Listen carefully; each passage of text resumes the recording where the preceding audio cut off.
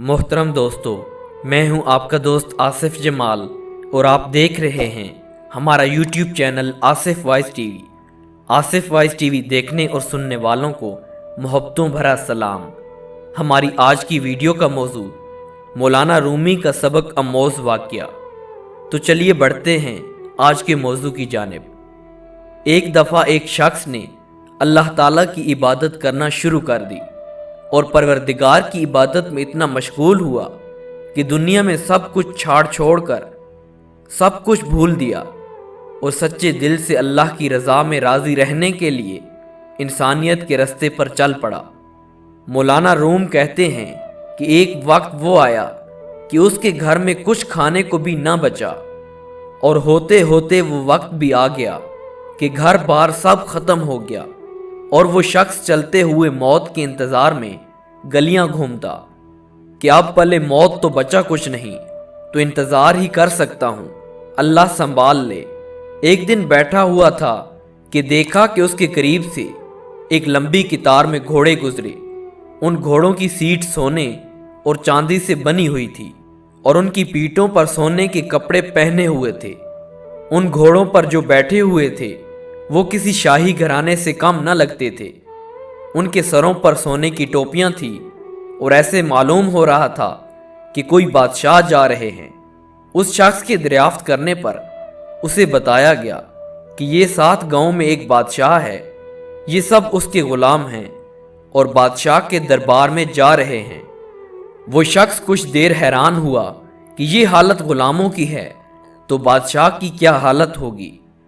उसने आसमान की तरफ सर उठाकर कहा, मेरे बादशाह, मेरे मालिक, मेरे अल्लाह, शिकवा तो तुझसे नहीं करता, लेकिन उसकी बादशाही से गुलामों का ख्याल रखना सीख ले।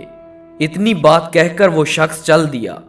कुछ दिन गुजरे तो एक बुजुर्ग आए और उसका बाजू पकड़कर उसे एक जगह ले गए जहां वही गुलाम, वही घोड़े थे।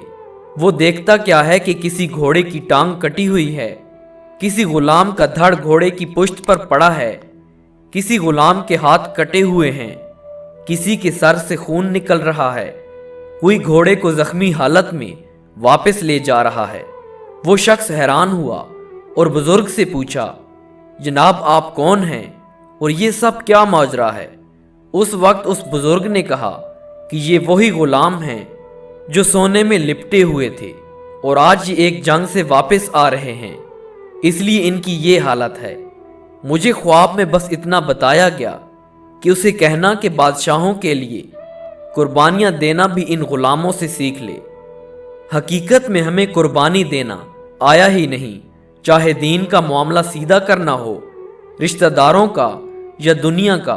जिस दिन हम कुर्बानी देना सीख लेंगे दीन के लिए, अपनों के लिए और दुनिया के लिए, उस पर तवक्कुल करना सीख लेंगे, उस दिन शहंशाह अल्लाह रब्बुल इज़्ज़त हमें ऐसी बादशाहत अता करेगा जो कभी ख़त्म ना होगी।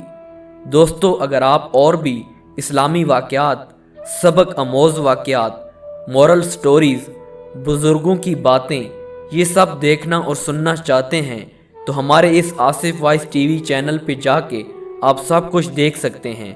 दोस्तों, मिलते हैं एक और मौजू के साथ, तब तक के लिए अल्लाह नेगेबान। जज़ाकल्लाह।